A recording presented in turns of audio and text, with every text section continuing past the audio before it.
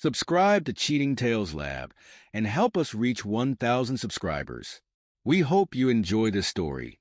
Let's begin. Robert Riley's key turned in the lock, the soft click echoing through the silent foyer of his lavish mansion.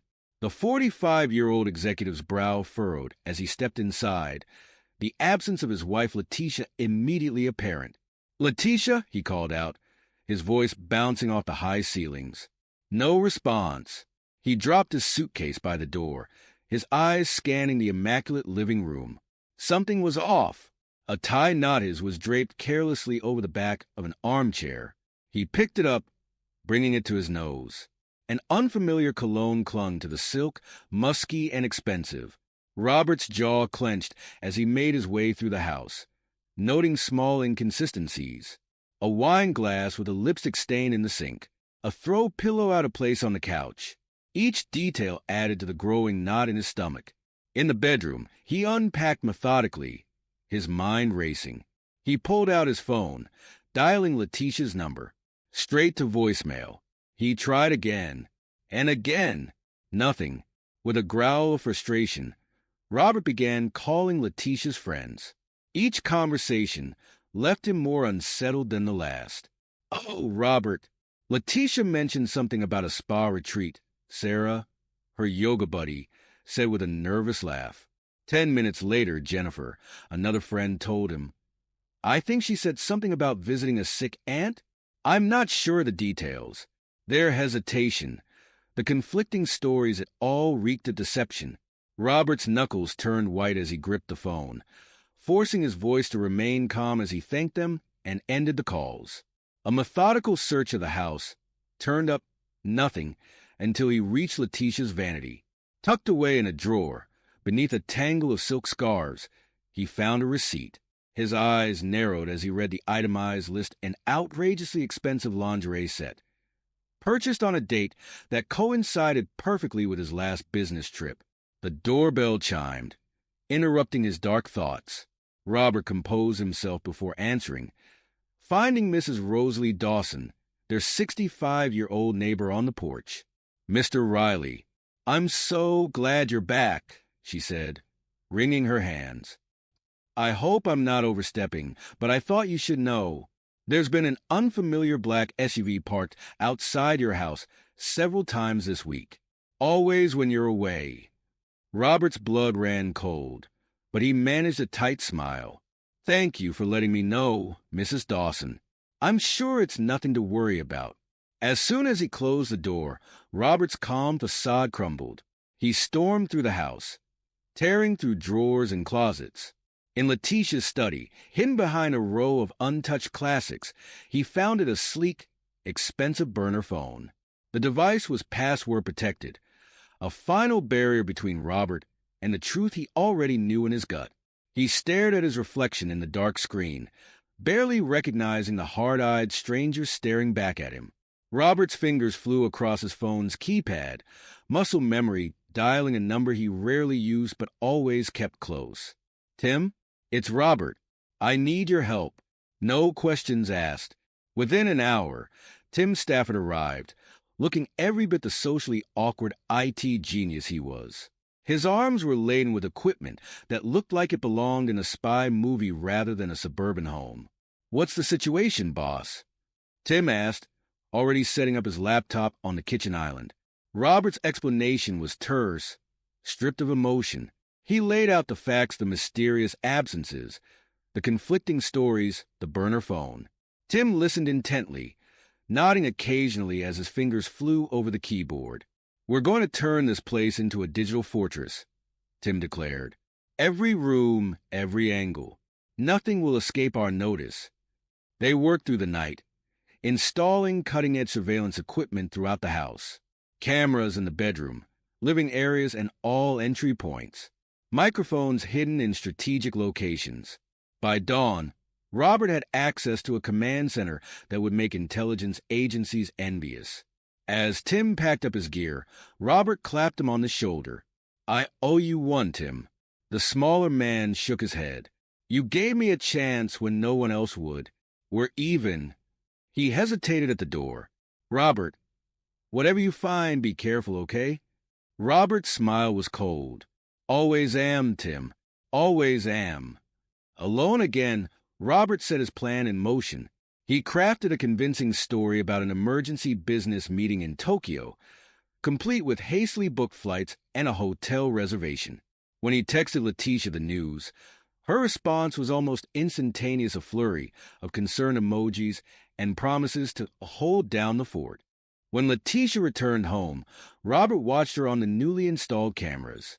He noted the fleeting look of relief that crossed her face at the mention of his impending trip. It vanished quickly, replaced by a well-practiced expression of wifely concern. As Robert pretended to pack, he caught Letitia slipping into the garden, phone pressed to her ear. Her voice was too low to make out the words, but her body language spoke volumes. Furtive glances, nervous gestures.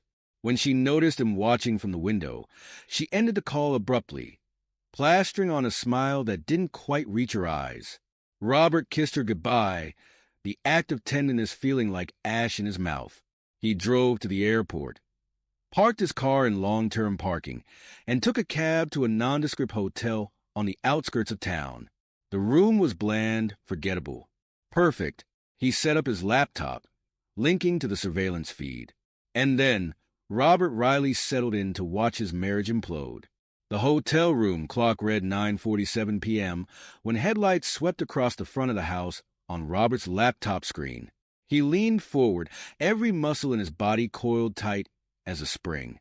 A sleek black SUV matching Mrs. Dawson's description perfectly pulled into the driveway. The driver's door opened and Robert's world crumbled. Santiago Lutt stepped out, his confident stride unmistakable even in the grainy footage. Robert's longtime business rival, the man who'd tried to undercut him at every turn for over a decade. But Santiago wasn't alone. Two more figures emerged from the vehicle: Andre Ackerman and Herbert Stark. Robert recognized them instantly as Santiago's most trusted associates. All three men cut imposing figures, their expensive suits doing little to hide their athletic builds. Robert's hands clenched into fists, knuckles white with rage. This wasn't just an affair. This was a calculated attack on everything he held dear. The front door opened before they could knock. Letitia stood framed in the doorway, a vision in red lace that made Robert's stomach churn. It was the lingerie set from the receipt, he realized with a sickening lurch. She bought it for them. For this debauchery. He watched, bile rising in his throat, as his wife welcomed the three men with the enthusiasm of a long-lost lover.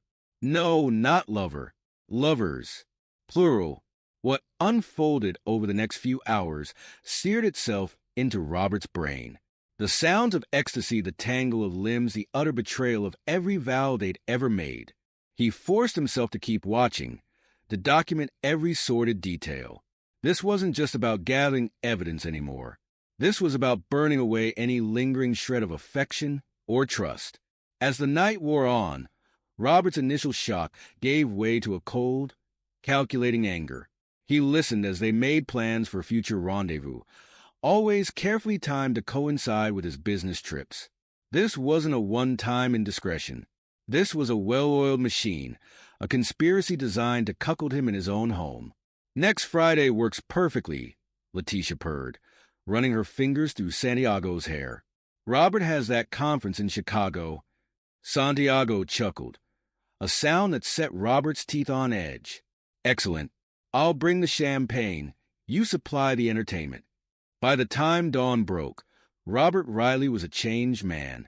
The successful but ultimately trusting husband was dead, replaced by something harder, colder, a man with nothing left to lose and everything to gain through merciless retribution. He checked out of the hotel, his movements precise and controlled. To anyone watching, he was just another businessman starting his day. They couldn't see the storm raging behind his eyes, the wheels of vengeance already turning in his mind. As he drove home, Robert's mind raced with possibilities. Santiago, Letitia, Andre, Herbert, they had no idea what was coming. But Robert did, and he would make sure that when he was done, they would wish they had never crossed Robert Riley. Robert Riley's fingers drummed a steady rhythm on his mahogany desk. his eyes fixed on the business card before him. Faith Montgomery, private investigator. He'd vetted her thoroughly, discreet, sharp, and with a reputation for getting results no matter the cost. Perfect. He dialed a number, his voice clipped and professional when she answered. Ms. Montgomery? Robert Riley. I have a job for you. It's delicate, it's complex, and it needs to be handled with the utmost discretion. Faith's response was equally businesslike. I understand, Mr. Riley. Perhaps we should meet in person to discuss the details. An hour later, they sat in a nondescript cafe, well away from Robert's usual haunts. Faith was younger than he'd expected, barely 35, but her eyes held a hardness that spoke of experience beyond her years. Robert laid out the situation, his words precise and emotionless. He watched Faith's expression carefully, noting the slight widening of her eyes when he mentioned Santiago Lutz. Santiago Lutz, Faith mused, tapping her pen against her notepad. He's got a reputation in certain circles. Not all of it good. Robert leaned forward, his voice low and intense. I want everything, Ms. Montgomery. Every skeleton in his closet, every dirty deal, every indiscretion. Leave no stone unturned. Faith nodded, a small smile playing at the corners of her mouth. Consider it done, Mr. Riley. I'll be in touch. Over the next few weeks, Robert threw himself into his work with a fervor that surprised even his most ambitious colleagues. To the outside world, he was a man on a mission to grow his empire. In reality, every move was calculated to bring Santiago's world crashing down around him. Faith's reports came in regularly, each one adding another piece to the puzzle. Offshore accounts in the Cayman Islands, shell companies with suspiciously similar board members, a pattern of bribes and kickbacks that stretched back years. Robert pored over the information, meticulously connecting the dots. He worked late into the night, fueled by a combination of expensive scotch and cold fury. The Robert of a month ago would have balked at the idea of destroying a man's life and career. That Robert was dead, replaced by a creature of pure, ruthless ambition. Using an anonymous email account, Robert crafted a masterpiece of innuendo and partially revealed truths. Just enough to pique the interest of the SEC, not enough to show his full hand. He hit send with a smile, imagining the storm that was about to break over Santiago's head. In the office, Robert was the picture of professionalism. He outbid Santiago on a crucial contract with a smile and a handshake, all while imagining the look on his rival's face when it all came crashing down. Tough luck, Santiago, Robert said, his voice dripping with false sympathy. Maybe next time, eh? Santiago's grip was too tight as they shook hands. Always a pleasure doing business with you, Robert. Give my best to Letitia, won't you? It took every ounce of Robert's self-control not to punch the smug bastard right there in the boardroom. The final piece of his plan fell into place at a charity gala. Robert had done his homework. He knew exactly which causes Gabriella Lutz, Santiago's wife, was passionate about. It was child's play to engineer a chance meeting by the champagne fountain. Gabriella was everything her husband wasn't: warm, genuine, with a quick wit that Robert found himself genuinely enjoying. He pushed away the pang of guilt that threatened to surface. This wasn't about Gabriella. She was collateral damage in a war she didn't even know was being fought. It's so refreshing to meet someone who actually cares about these causes, Gabriella said, her eyes bright with enthusiasm. Sometimes I think half the people here are just for the free champagne and photo ops. Robert laughed, the sound almost foreign to his ears after weeks of determination. Well, I won't say no to good champagne, but you're right. There are more important things in life than the bottom line.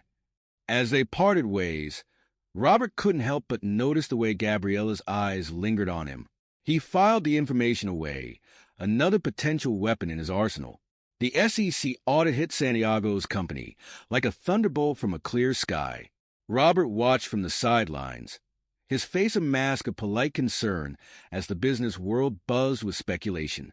Santiago's usual swagger was noticeably absent at the next industry event. His collar seemed too tight, his smile strained as he glad-handed his way through the crowd. Robert approached, armed with a flute of champagne and faux sympathy. "Rough time, Santiago?" he asked, his voice low enough that only they could hear. "These audits can be such a headache. If there's anything I can do to help." Santiago's eyes flashed with a mixture of suspicion and barely contained rage. "I don't need your help, Riley.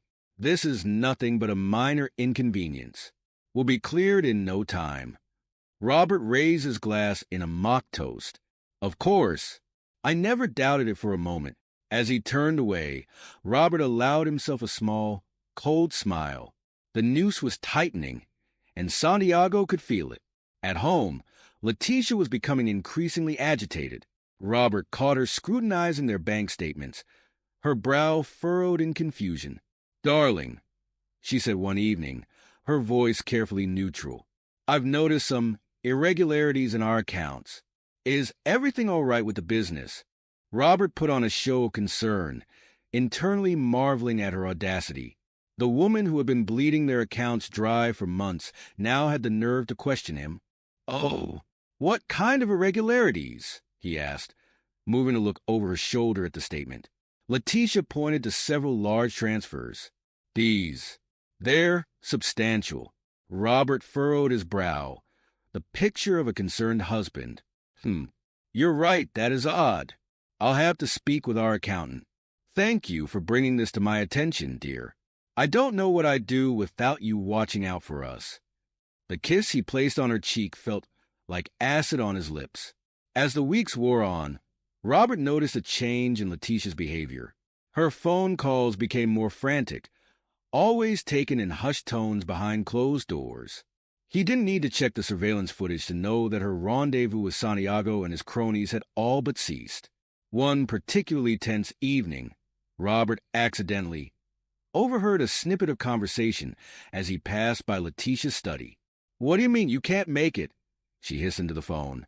"Andre, you promised." No, you don't understand. Robert's been asking questions about the accounts. I think he suspects something." Robert allowed himself a smile as he continued down the hallway. The rats were starting to abandon the sinking ship. His friendship with Gabriella was progressing nicely. They met for coffee under the guise of discussing charity work. But Robert could see the growing doubt in her eyes when she spoke of Santiago. "He's been so distant lately," Gabriella confided during one such meeting. "Always working late, barely speaking to me when he is home. I can't help but feel like he's hiding something." Robert reached out, placing a comforting hand over hers. "I'm sure it's just the stress of the audit. But Gabriella, if you ever need someone to talk to, I'm here." The grateful smile she gave him almost made him feel guilty. Almost. The final nail in Santiago's coffin came in the form of a carefully curated photo leak. Robert had agonized over this move, knowing it would hurt Gabriella as much as Santiago. But in the end, his thirst for revenge won out. The photos hit the tabloids like a bomb. Santiago Lutz, respected businessman, caught in compromising positions with not one, but several women. None of them his wife, and notably, none of them Letitia. Robert had been careful about that he wasn't ready to show his full hand just yet. The business world exploded with scandal. Santiago's already shaky reputation crumbled. And in their lavish home, Gabriella Lutz stared at the headlines with tears in her eyes, reaching for her phone to call the one person she thought she could trust. Robert bided his time, watching as Letitia grew more frantic with each passing day. Her lovers had abandoned her. Her spending habits were under scrutiny, and her carefully constructed world of lies was crumbling around her. He chose his moment carefully. Letitia had just ended yet another tense phone call, her face pale and drawn as she paced the living room. Robert stepped in, closing the door behind him with a soft click that sounded like a gunshot in the tense silence. "Rough day, dear?" he asked, his voice deceptively calm. Letitia whirled to face him, her eyes wide with poorly concealed panic. "Robert, I didn't hear you come in. It's nothing. Just some drama with the girls from the club." Robert nodded slowly, moving to pour himself a drink. The clink of ice against glass was the only sound for a long moment. Funny, he said finally. I could have sworn I heard Santiago's name mentioned. And Andre's. Correct me if I'm wrong, but aren't those Santiago Lutz's associates? Odd company for your club friends to keep, wouldn't you say? The color drained from Letitia's face. I don't know what you're talking about. You must have misheard. Robert took a slow sip of his scotch, savoring the burn as much as the fear growing in Letitia's eyes. Oh, I don't think I did. In fact, I think I've been hearing things quite clearly for some time now. The question is, Letitia, how long did you think you could keep this charade going? Letitia's demeanor changed in an instant, fear replaced by defensive anger. What are you implying, Robert? I've been nothing but faithful to you. A harsh laugh escaped Robert's lips. Faithful? Is that what you call fucking my business rival and his associates in our bed? Is that what you call draining our accounts to fund your little escapades? He pulled out his phone, queuing up the damning footage from that first night of surveillance. Letitia's face crumpled as she watched herself writhing in ecstasy, Santiago and his friends taking turns with her like she was nothing more than a toy to be passed around. How did you? She stammered, her voice barely above a whisper. Robert's voice was ice cold. Did you really think I wouldn't find out? Did you think I was too stupid, too trusting, to see what was happening right under my nose? Letitia's shock quickly turned to anger. She drew herself up, eyes flashing. You were never here. Always working. Always on some business trip. What did you expect me to do? Sit at home like a good little wife? I expected you to honor our vows. Robert spat. I expected basic human decency and respect. Clearly, that was too much to ask. Letitia's lips curled into a sneer. Fine. You want a divorce? You've got one. I'll take you for everything you're worth, Robert. Half of everything we own is mine by law. For the first time since the confrontation began, Robert smiled. It was not a pleasant expression. Oh, Leticia, you really should have paid more attention to the financial documents I asked you to sign last month. He pulled out a stack of papers from his briefcase. You see, our assets aren't quite as joint as you might think. And as for your little spending sprees, well, let's just say the paper trail leads directly back to you. Embezzlement is such an ugly word, isn't it? Letitia's face went from angry to terrified in the span of a heartbeat. You can't do this. I'll fight you. You'll what? Robert cut her off. Go to Santiago for help. I'm afraid he has his own problems to deal with right now. The SEC is quite interested in some of his business practices. Practices that, coincidentally, you seem to have some knowledge of, given the nature of your pillow talk. He stepped closer, his voice dropping to a menacing whisper. Face it, Letitia. It's over. You played a dangerous game and you lost. I'd start packing if I were you. The locks will be changed by morning. As Robert turned to leave, Letitia's voice stopped him. How long? She asked, her voice small and defeated. How long have you known? Robert paused at the door, not bothering to turn around. Long enough to make sure that when I was done, you'd have nothing left. Not money, not reputation, not even the man you threw away our marriage for. Goodbye, Letitia. I'd say it's been a pleasure, but we both know that would be a lie. The door closed behind him with a final, devastating click. In the silent aftermath, Letitia sank to her knees, the full weight of her actions finally crashing down upon her. And in his study, Robert Riley poured himself another drink, allowing himself a moment of satisfaction before turning his attention to the next phase of his plan. Santiago Lutz wouldn't know what hit him. Letitia's manicured nails drummed an erratic rhythm on the polished surface of Santiago's desk.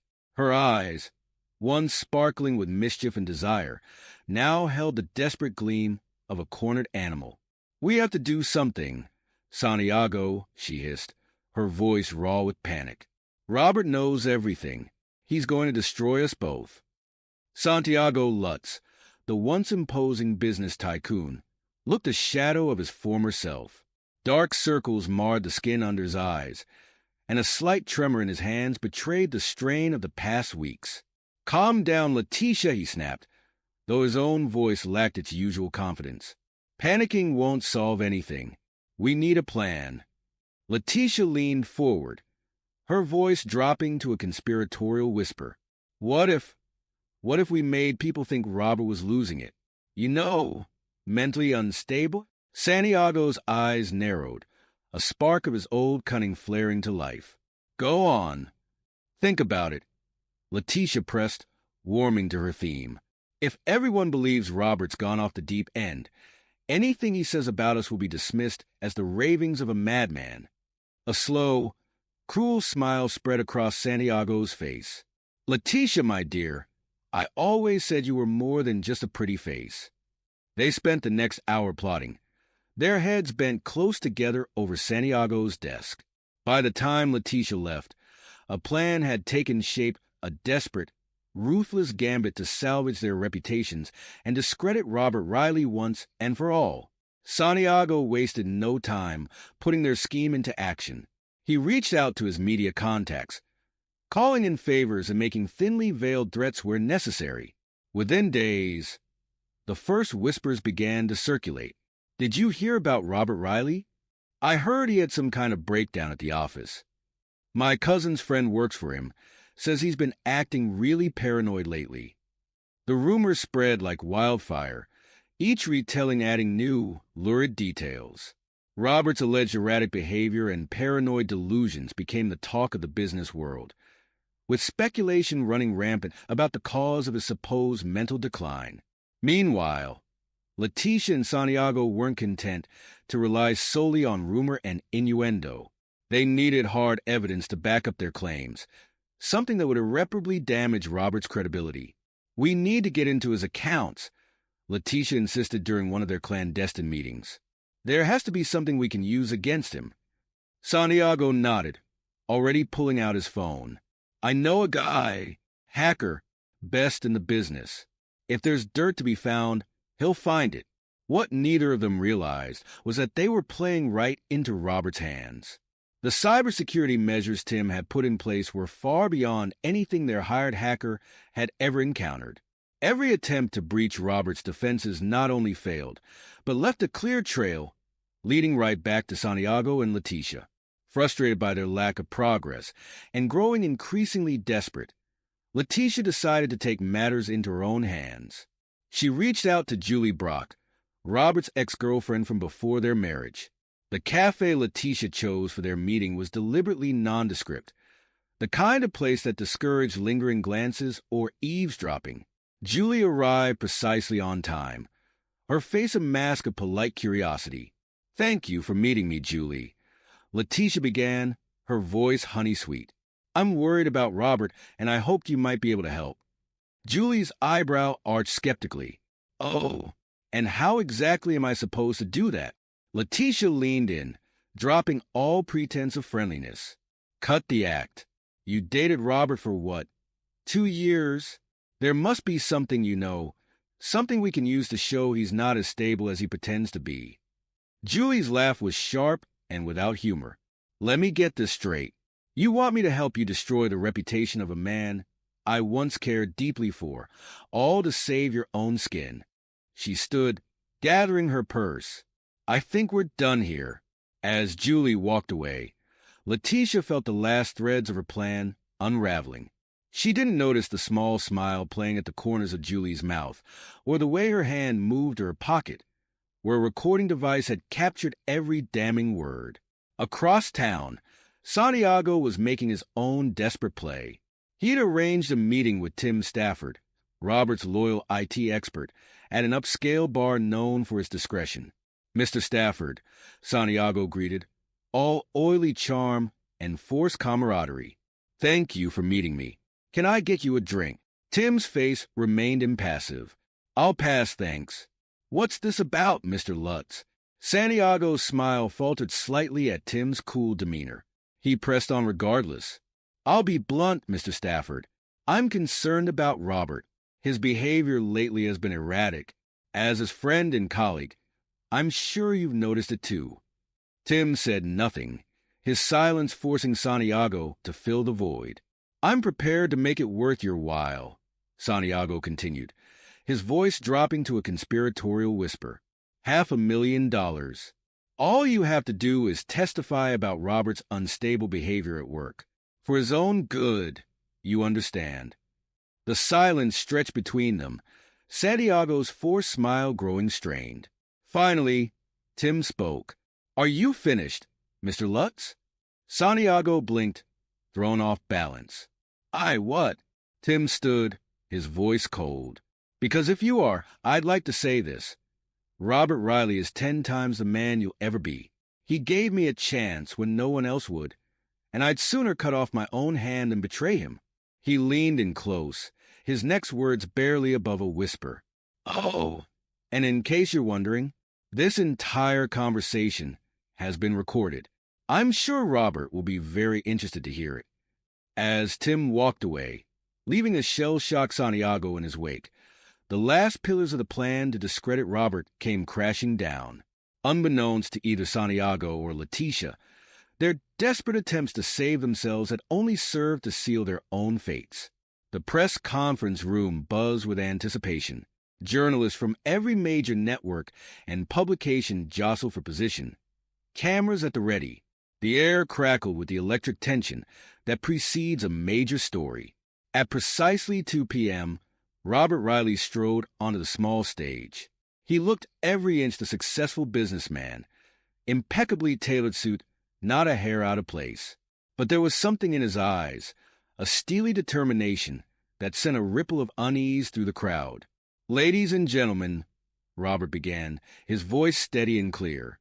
I've called this press conference to address the recent rumors concerning my mental health and business practices. A susurrus of whispers swept through the room. In the back, Santiago Lutz shifted uncomfortably, a bead of sweat forming on his brow. I'm aware that there have been questions about my stability, Robert continued. Allegations of erratic behavior, paranoid delusions. I'm here today to put those rumors to rest. He paused, his eyes scanning the room. But first, I'd like to present some information that I think you'll find illuminating. With a nod to an assistant, a series of documents appeared on the large screen behind him.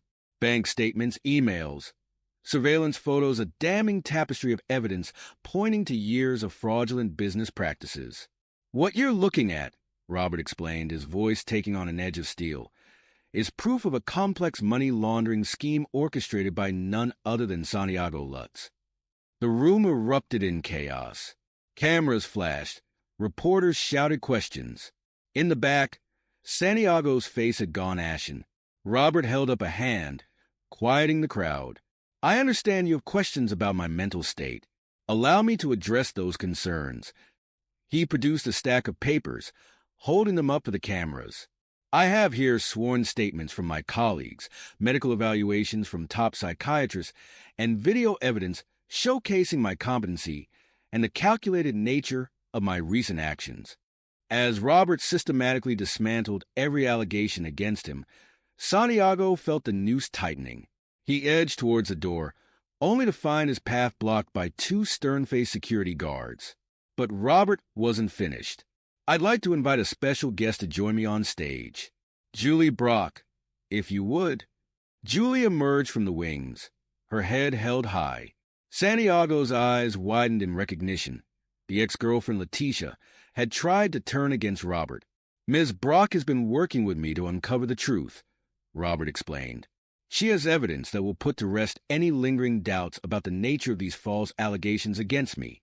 Julie stepped up to the microphone, her voice clear and unwavering as she recounted her meeting with Letitia, playing the damning recording for all to hear. The final blow came with another gesture from Robert.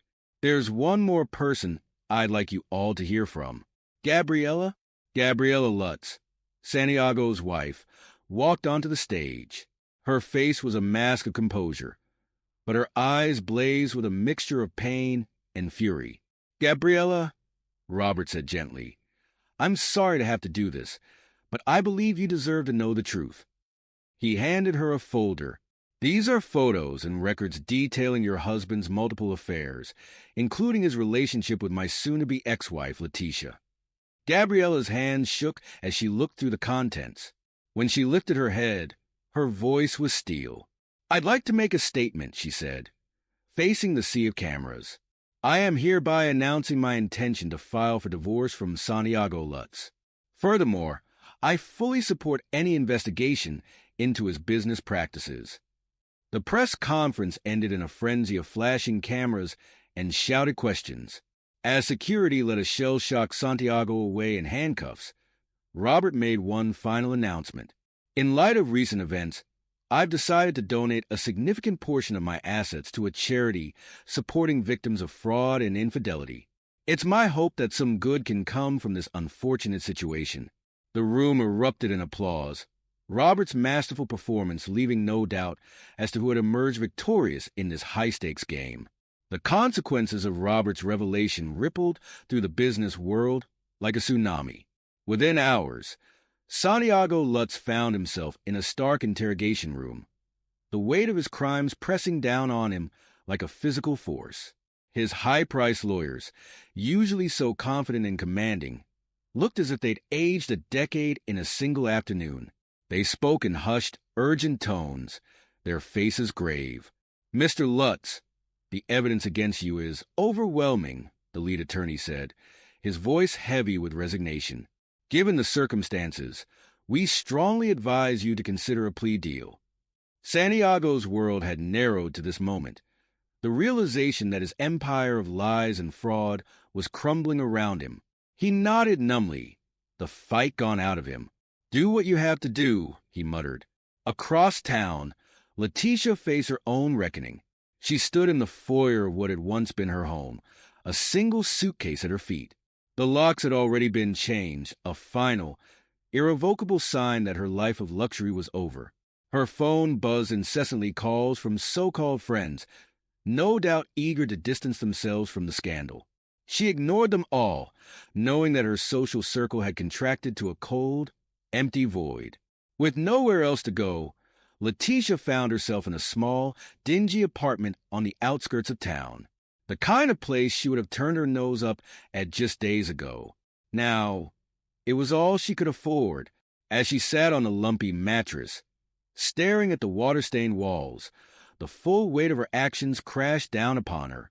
She had gambled everything, her marriage, her reputation, her future, and lost it all in spectacular fashion. Meanwhile, Andre and Herbert, Santiago's once loyal associates, were scrambling to save themselves. They'd seen the writing on the wall and wasted no time in turning state's evidence.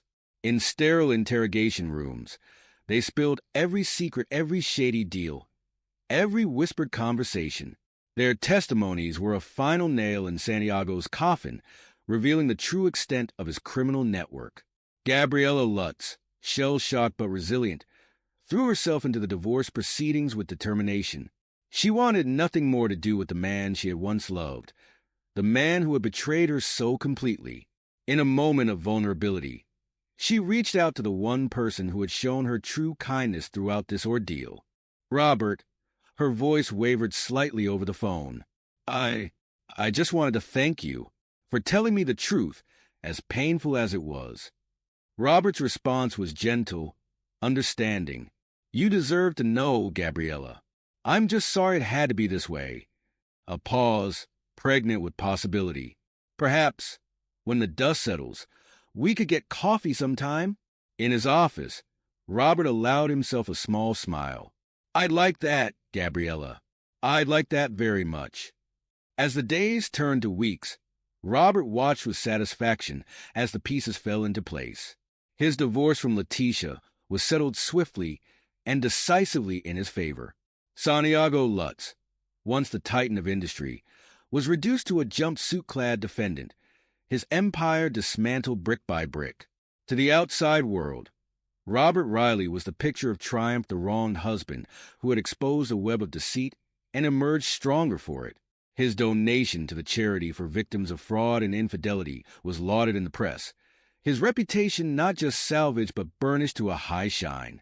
But in the quiet moments, when the cameras were gone and the accolades faded, Robert felt something. Not regret, certainly. He would make the same choices again in a heartbeat. But a weight, perhaps. the knowledge that he had looked into the abyss of human nature and not flinched away. It was this feeling that led him to the offices of Dr. Perry Dawson, renowned psychiatrist, not out of any sense of guilt or need for absolution, but out of a pragmatic desire to process his experiences and move forward. "Mr. Riley," Dr. Dawson greeted him, his voice neutral and professional. "What brings you here today?" Robert settled into the leather armchair, his posture relaxed but alert. "Doctor, I've just dismantled the lives of several people who betrayed me. I don't regret it for a moment, but I find myself curious about the experience, about my own reactions to it." Dr. Dawson nodded, his pen poised over a notepad. "I see. And how would you characterize those reactions?" A thoughtful pause. "Satisfaction, certainly. A sense of justice served. But also a certain coldness, a distance from the person I used to be." "And how do you feel about that distance?" Robert's smile was sharp, devoid of warmth. "I think, Doctor, that's what I'm here to figure out." As the session continued, Robert Riley began the process of examining the man he had become, not with any desire to change or soften the hard edges he had developed, but to understand them, to hone them. Outside the window, the city bustled on, unaware of the quiet reckoning taking place within the confines of Dr. Dawson's office. Robert Riley, the man who had looked betrayal in the eye and emerged victorious, was charting his course for the future, a future where he would never again be the trusting fool, but the master of his own destiny.